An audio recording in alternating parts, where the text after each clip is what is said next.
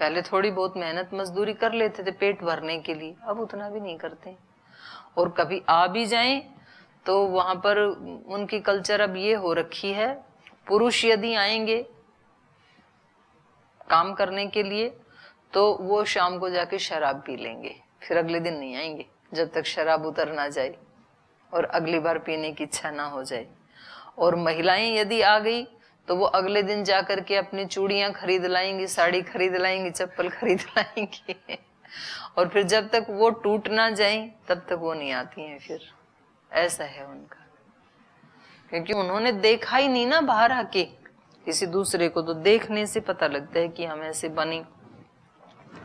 या तो हमने किसी ऐसे योगी पुरुष को देखा हो या हमने इसमें पढ़ा हो कि ऐसा भी कोई ऋषि योगी हो सकता है, तभी तो हमारी बनने की इच्छा होती है।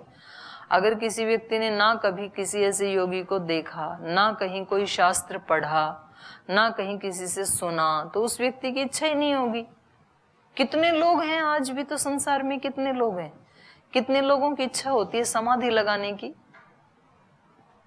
क्योंकि उन्होंने कभी समाधि के बारे में ना तो पढ़ा, उनकी पढ़ाई ऐसी हुई नहीं, स्कूल कॉलेज में पढ़े तो कहीं समाधि का नाम ही नहीं आया, ना किसी से सुना, किसी का कोई प्रवचन आदि कुछ ऐसा सुना नहीं, उन्होंने पढ़ा भी नहीं, देखा भी नहीं। तो जो उन्होंने पढ़ा तो उस काम में वो लगे हुए हैं। तो मनुष्य को बिना बताए यथार्थ ज्ञान नहीं होता है। यथा च महाअरण्य स्थानानाम मनुष्याणाम उपदेशम अंतरा पशुवत प्रवृत्ति भवति तथैव आदि सृष्टिम आरभ्य अद्य पर्यंतम वेदोपदेशम अंतरा सर्व मनुष्याणाम प्रवृत्तिर भवेत्। तो सृष्टि के आदि से लेके आज तक वेदोपदेश के बिना सब मनुष्यों की प्रवृत्ति कैसी होगी? सामान्य होगी, पशुवत होगी।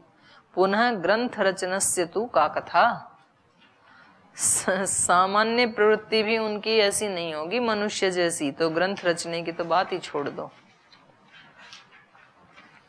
माँ एवं वाच्यम, करें नहीं ऐसे मत कहो।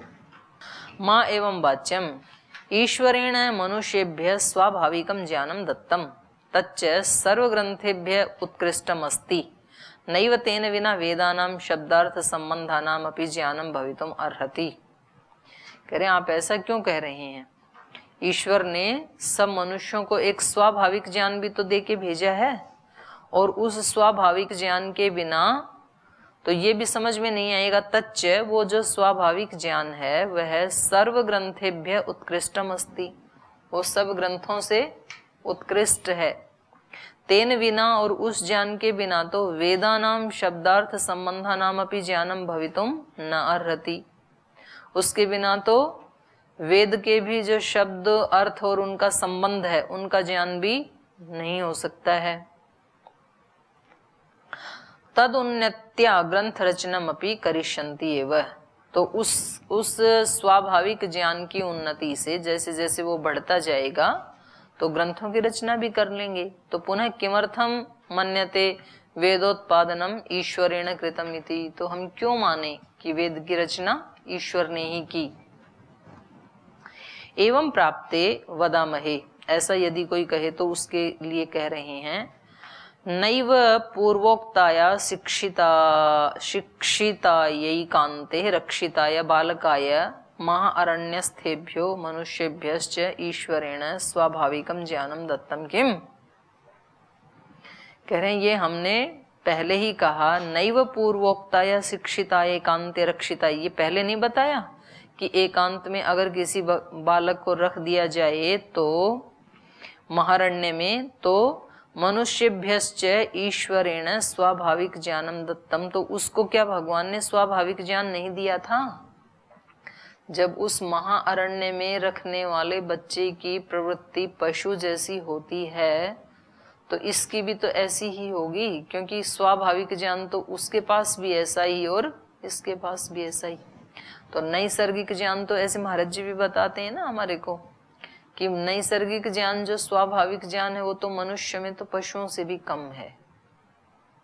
पशुओं के बच्चों में फिर भी हमारे से ज्यादा होता है। मनुष्य के बच्चे को तो ना सिखाएं तो कुछ भी नहीं सीखेगा। पशु वाले कम से कम उठ के चलना तो शुरू कर देते हैं, हैं, तैरना सीख लेते हैं, चलना सीख लेते हैं, अपने माँ का स्तनपान करना सीख लेते हैं, इसको नहीं सिखाई तो ये तो कुछ भी नहीं कर पाएगा, ऐसे पड़ा रहेगा, सूख जाएगा, मर जाएगा। फिर कथम न अस्मदादयो अपि अन्येभ्यः शिक्षा ग्रहणम अंतरेण विद्या अध्ययनेन च विना पंडिता भवन्ति। और हम सब भी अगर कोई हमें शिक्षा ना दे और वेद अध्ययन ना करवाए तो क्या हम पंडित बन जाएंगे? क्या नहीं बनेंगे, कोई भी नहीं बन सकता है। तो तस्मात् किमागतम, इससे क्या पता चला? न शिक्षया विना अध्ययनेन च स्वाभाविक ज्ञान मात्रेण कस्यापि निर्वाहो भवितुम् अर्हति। शिक्षा के बिना और अध्ययन के बिना स्वाभाविक ज्ञान मात्र से किसी का भी गुजारा नहीं हो सकता है। माने कोई भी पंडित नहीं बन सकता है, कोई वेद की रचना नहीं कर सकता है। यथा अस्मदादि भी अपि अन्येषां विदुषां विद्वत्कृतानां ग्रंथानां च सकाशात् अनेक विधम ज्ञानं गृहीत्वा एव ग्रंथान्तरं रच्यते तथेश्वर ज्ञानस्य सर्वेषां मनुष्याणाम अपेक्षया अवश्यम भवति।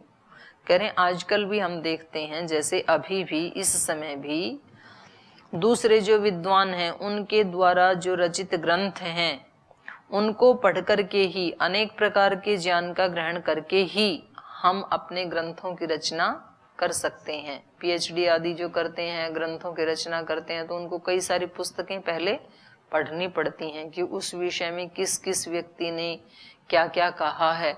उस सब को पढ़ करके फिर ये अपना व्यू देता है उसमें, जो इसको समझ में आता है।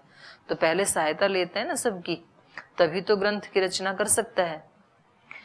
तो कह रहे हैं वैसे ही ईश्वर का जो ज्ञान है वो तथा ईश्वर ज्ञानस्य सर्वेषां मनुष्याणाम अपेक्षा अवश्यम भवति। इसलिए ईश्वर के ज्ञान की भी सब मनुष्यों को अपेक्षा अवश्य ही रहती है।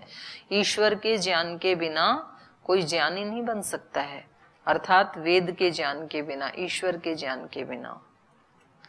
किंच न सृष्टे आरंभ समये पठन पाठन क्रमो ग्रंथश्च कश्चित् अपि आसीत् तदानीम् ईश्वरोपदेशम अंतरा न च कस्यापि विद्या संभवो बभूव।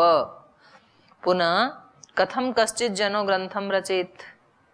और कह रहे हैं और भी सुनो, सृष्टि आरंभ समय, जब सृष्टि का प्रारंभ हुआ, क्योंकि वेद हमें कब मिल गए? सृष्टि के आदि में मिल गई। और उस सृष्टि के प्रारंभ में तो पठन पाठन क्रम और ग्रंथश्च, पठन पाठन का क्रम और कोई ग्रंथ, कश्चिद अपि न आसीत है ना, न वहां जाके जुड़ जाएगा। कश्चिद अपि न आसीत, कुछ भी तो नहीं था। तो तदानीम ईश्वरोपदेशम अनंतरा, तो वहां ईश्वर के उपदेश के बिना न च कस्य अपि विद्या संभवो भवो, तो कोई भी विद्वान हो जाए ये संभव ही नहीं है। क्योंकि पठन पाठन तो था ही नहीं सृष्टि के प्रारंभ में कि वहां पहले वो पढ़ करके फिर विद्वान बना हो, फिर वेदों की रचना की हो। तो वेद तो सृष्टि के आदि में मिल गई, तो कोई किसी मनुष्य उसको नहीं बना सकता है। पुनः कथम कश्चित् जनो ग्रंथम रचेत, तो कैसे कोई व्यक्ति वेद के ग्रंथ का रचना कर सकता है? मनुष्याणाम नैमित्तिक ज्ञाने स्वातंत्र्य अभावात्, क्योंकि मनुष्यों में नैमित्तिक ज्ञान की स्वतंत्रता का अभाव होने से।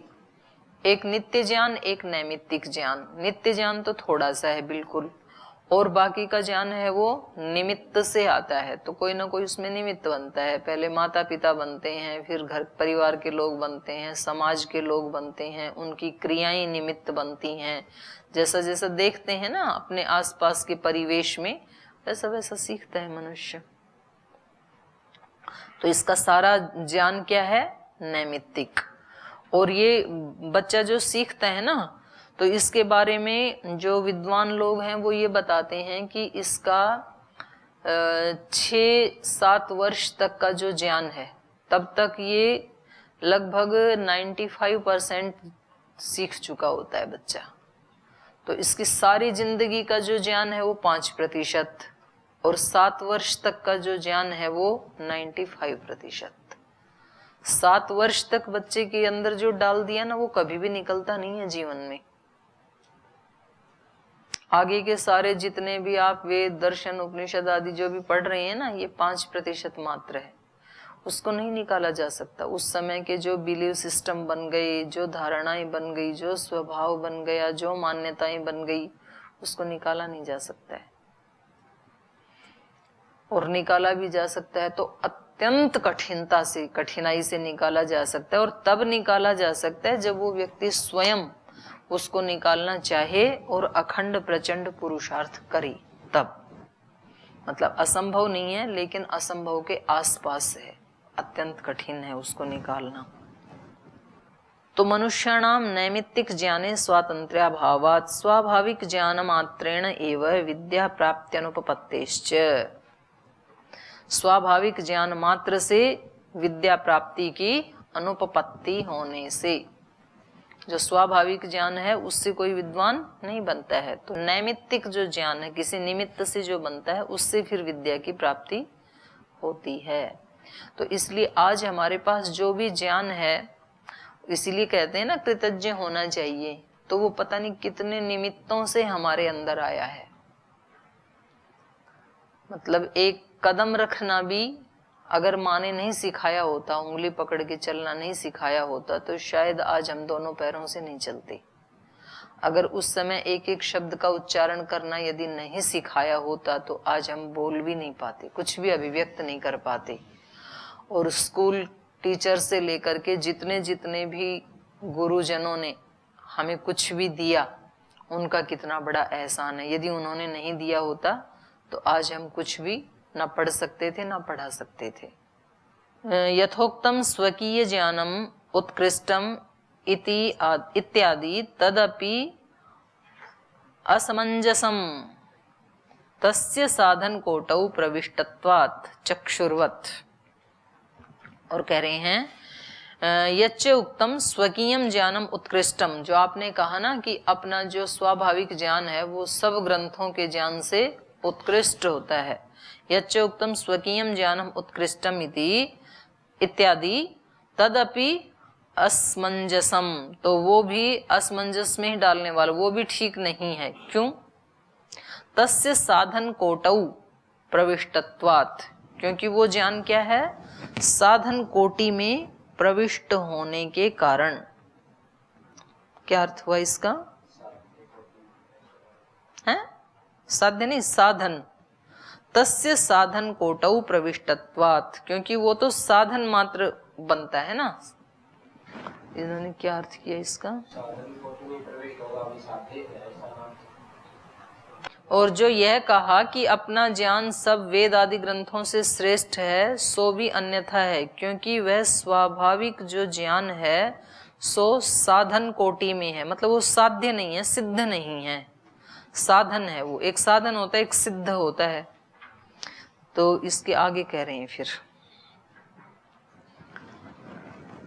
तस्य साधन कोटौ प्रविष्टत्वात् चक्षुर्वत्, चक्षु के समान। यथा चक्षुः मन साहित्येन विना न किंचित करम अस्ति, तथा अन्येषां विदुषां ईश्वर ज्ञानस्य च साहित्येन विना स्वाभाविक ज्ञानमपि किंचित करम एव भवति इति। कह रहे हैं जैसे चक्षु मन के सहितता से, मन साहित्येन बिना, मन की सहायता के बिना, मन की सहितता के बिना ही अकिंचित कर्म अस्ति, मन यदि साथ ना दे तो वो कुछ, मतलब उसका देखना, रूप का देखना, जो रूप दिखाई देता है चक्षु से, उस रूप के दर्शन में चक्षु का सहयोग किंचित मान लो आप, ज्यादा सहयोग तो मन का ही है, तो उसका अपना सहयोग किंचित है। ऐसे ही तथा अन्येषां विदुषां ईश्वर ज्ञानस्य च साहित्येन बिना, वैसे ही ये जो विद्वान हैं, इनकी विद्वत्ता में ईश्वर के ज्ञान की सहायता के बिना इनका जो स्वाभाविक ज्ञान है वो तो बहुत थोड़ा सा है, किंचित मात्र है। तो जैसे मन के संयोग के बिना आंख से कुछ भी नहीं देख पड़ता, मतलब उसका थोड़ा सा सहयोग है। यदि आंख ना हो तो केवल मन से भी नहीं देखा जाएगा, तो थोड़ा सा सहयोग तो है उसका, लेकिन ज्यादा सहयोग किसका है? आत्मा का। मन हो और आंख ना हो तो भी व्यक्ति कल्पना में कुछ देख सकता है। जैसे सूरदास ने कृष्ण के जो बाल रूप का वर्णन किया तो वो उसने मन के चक्षु से ही कल्पना करके देख करके किया। लेकिन किसी के पास चक्षु तो अच्छी है और मन नहीं है तो फिर वो देख पाएगा क्या? तब वो बिल्कुल भी नहीं देख पाएगा। तो ज्यादा देखने में सहयोग किसका है? मन का। तो ऐसे ही ये कह रहे हैं कि आत्मा के संयोग के बिना, मन को आत्मा का संयोग है, मन तब तक कुछ नहीं कर पाएगा जब तक आत्मा से संयोग नहीं है। तो ऐसे ही ये कह रहे हैं कि ईश्वर के अर्थात परमात्मा के संयोग के बिना इसका स्वाभाविक ज्ञान कुछ नहीं कर पाएगा। मतलब वेद तो क्या बनाएगा, उसको विद्वत्ता भी उसके अंदर नहीं आएगी। वेदोत्पादन ईश्वरस्य किम प्रयोजनम अस्ति इत्यत्र वक्तव्यम। तो यहां तक इन्होंने मान लिया कि वेद की रचना किसने की?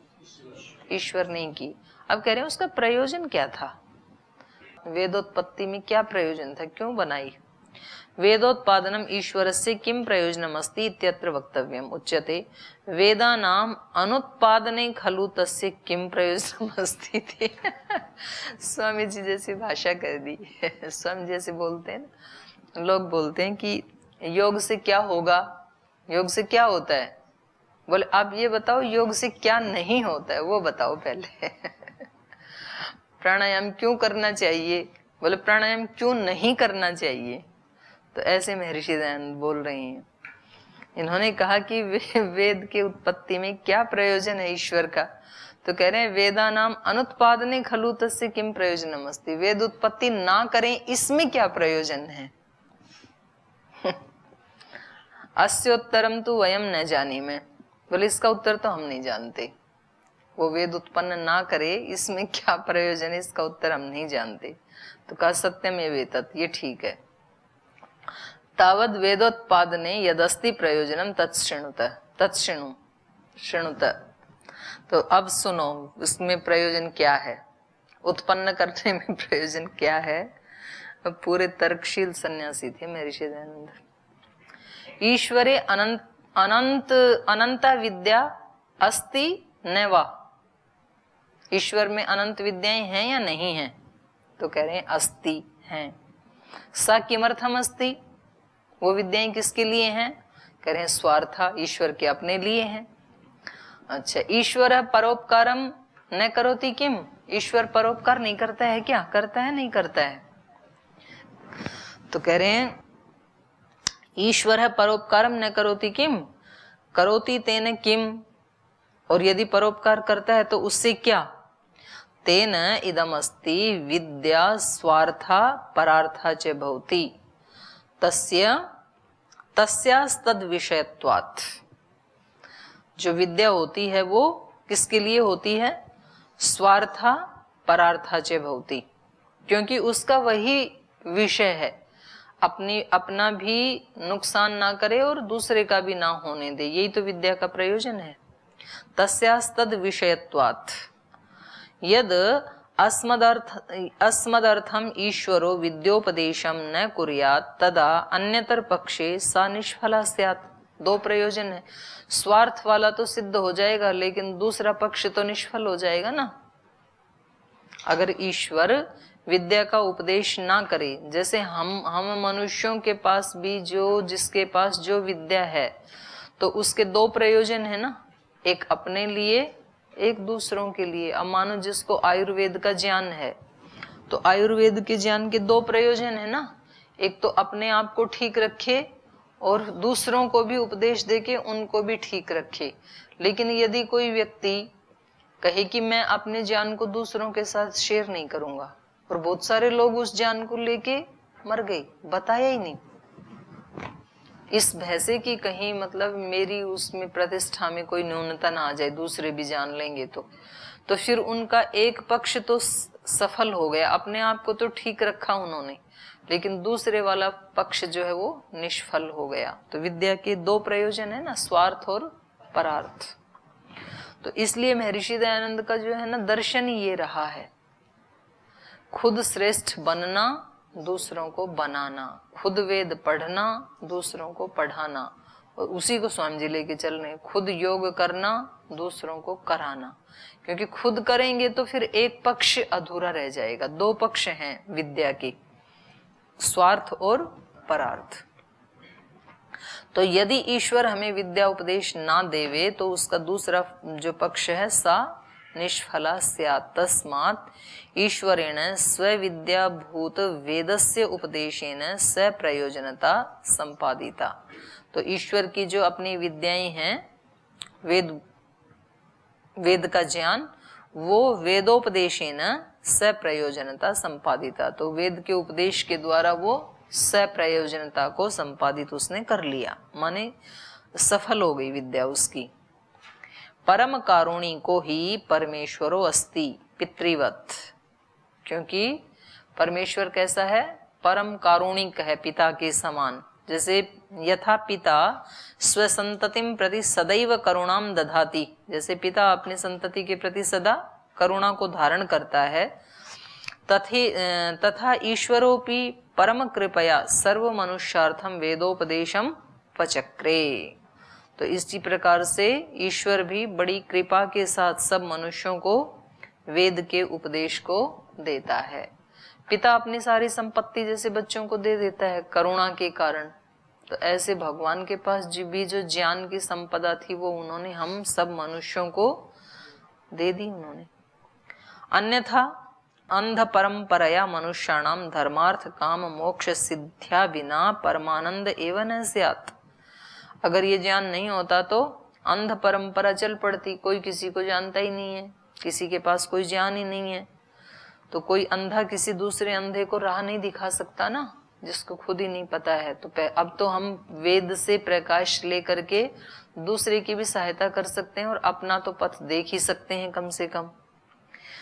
अन्यथा अंध परंपरा से मनुष्याणाम, मनुष्यों के जो धर्म अर्थ काम और मोक्ष की जो सिद्धि है ये नहीं हो पाती, और उस सिद्धि के बिना परमानंद एवं न स्यात्। तो परम आनंद तभी मिलेगा जब धर्म अर्थ काम और मोक्ष चारों प्रकार की सिद्धि इसको प्राप्त हो।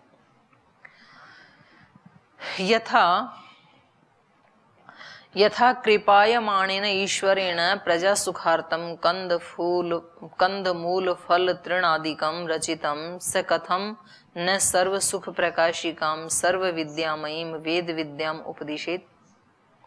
कह रहे हैं जैसे कृपा वाले उस ईश्वर ने प्रजाओं के सुख के लिए कंद मूल फल तिनके आदि सब इनकी रचना की है, तो सबके सुख को प्रकाशित करने वाली जो सर्व विद्यामयी वेद विद्या है उसका उपदेश वो क्यों नहीं देता। जब उन्होंने हमारे लिए इतना बड़ा संसार बनाया है बाहर के सुखों के लिए, तो आंतरिक सुख के लिए वेद का उपदेश क्यों नहीं देगा। जब कोई कंपनी कोई वो बनाती है, कोई प्रोडक्ट बनाती है, तो उसको कैसे यूज करना है उसकी एक बुकलेट भी तो छापती है ना। कुकर बनाया तो कुकर का यूज कैसे करना है, प्रेशर कुकर का, तो उसके साथ आती है ना लिखी हुई एक बुकलेट, ऐसे प्रयोग करना। कोई मशीन बनाई, वॉशिंग मशीन बनाई, तो उसके साथ उसकी बुकलेट आती है, निर्देश आते हैं।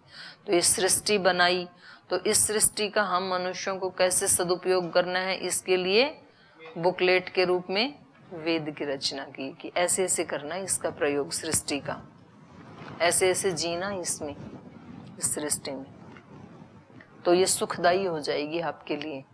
ऐसे नहीं किया तो दुखदायी भी हो जाएगी ये सृष्टि। तो इसलिए विधि दी जाती है कोई चीज बनाते समय ना। अगर इस विधि से प्रेशर कुकर का प्रयोग किया तो सुखदायी होगा, मिनटों में खाना बना देगा। और विधि का पता नहीं है, गरम कुकर को खोल दिया आपने तो आपका माथा उड़ा देगा वो भाप जो है, तो फिर वो दुखदायी भी हो जाएगा अगर बिना विधि बिना ज्ञान के उसका प्रयोग किया तो। मैं सोच रही थी जैसे उसके हवन कुंड के पास बैठते हैं ना, तो अब अग्नि कितनी खतरनाक चीज है, लेकिन हमें पता है कि उसको इतने डिस्टेंस से उसका प्रयोग करना है, तो वो फिर हमारा कुछ भी नहीं बिगाड़ती है, और हम कितने निश्चिंत होके बैठे हैं वहां पे आराम से, मतलब कोई खतरा नहीं है। जबकि वो एक ऐसी चीज है, इतनी खतरनाक चीज है कि वो हमारे सारे जीवन का नाश कर सकती है, जीवन ही समाप्त कर सकती है। लेकिन हम कितने निश्चिंत होके बैठते हैं वहां, श्रद्धा भाव से बैठते हैं, क्योंकि हमें पता है कि हमें इसके साथ एक नहीं हो जाना है। डिस्टेंस रखते हैं ना, अगर उसके साथ एक हो गई तो अग्नि के साथ तो वही हाल होगा जो समीधा का हुआ हमारा, वो जला देगी हमें, खत्म, हमारा अस्तित्व खत्म कर देगी वो। और उसके साथ डिस्टेंस रख के हम उसका कितना सदुपयोग कर लेते हैं, उससे प्रकाश भी ले लेते हैं, उससे ताप भी ले लेते हैं, उससे सुगंध भी ले लेते हैं, उससे सूक्ष्म शक्तियां भी ले लेते हैं। तो ऐसे ही हम अपनी इंद्रियों के और सृष्टि के साथ यदि एकाकार हो गए तो फिर हमारे अस्तित्व को मिटा देती है ये प्रकृति, ये सृष्टि। अज्ञान के कारण एकाकार हो जाते हैं ना, जैसे बच्चा अज्ञान के कारण अग्नि के साथ एकाकार हो जाए तो जल जाएगा। बड़े आदमी को ज्ञान है तो सदुपयोग करता है और कितना आनंदित होता है यज्ञ करके वो। तो ऐसे इस सारी सृष्टि का उपयोग हम ज्ञान पूर्वक यदि करें तो ये कितना आनंद दे सकती है। इंद्रियों का, बुद्धि का, मन का प्रयोग हम उससे एकाकार ना होकर के ज्ञान पूर्वक करें तो कितने रिलैक्स रह सकते हैं और कितना बड़ा सुख दे सकते हैं ये साधन हमें, मन बुद्धि इंद्रियां आदि। और एकाकार हो गए तो नाश भी हो सकता है हमारा। किंच ब्रह्मांडस्थ उत्कृष्ट सर्व पदार्थ प्राप्त्या यावत् सुखम भवति न तत् विद्या प्राप्त सुखस्य सहस्रतमेन अंशेन अपि तुल्यम भवति। ब्रह्मांड की जो उत्कृष्ट पदार्थ हैं उनकी प्राप्ति में जो सुख है वो सुख विद्या प्राप्ति के 1000वें अंश के बराबर भी नहीं है, अर्थात विद्या प्राप्ति का सुख इतना बड़ा है। अतः वेदोपदेश ईश्वरेण कृत एव अस्ति इति निश्चय। तो शेष चर्चा कल करेंगे।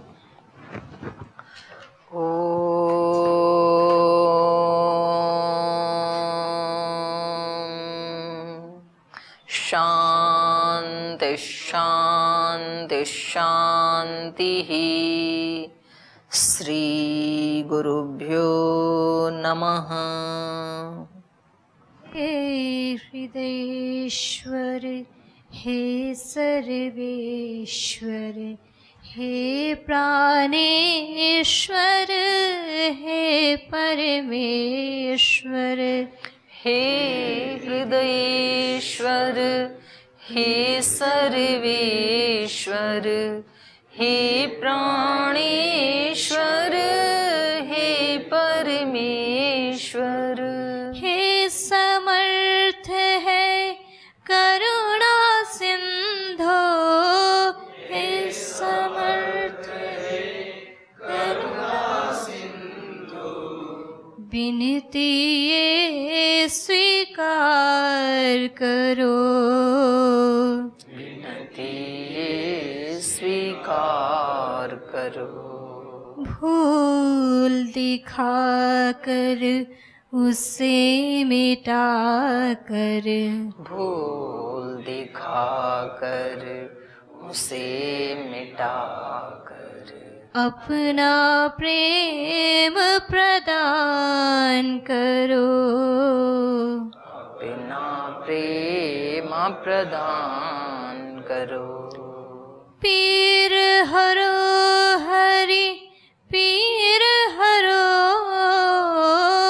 पीर हरो हरि, पीर हरो, पीर हरो हरि, पीर हरो, पीर हरो हरि, पीर हरो। हे हृदयेश्वर, हे सर्वेश्वर, हे प्राणेश्वर, हे परमेश्वर। हे हृदयेश्वर, हे सर्वेश्वर, हे प्राणेश्वर, हे परमेश्वर। हे प्राणेश्वर, हे परमेश्वर हे प्राणेश्वर हे परमेश्वर। ओम श्री गुरुभ्यो नमः।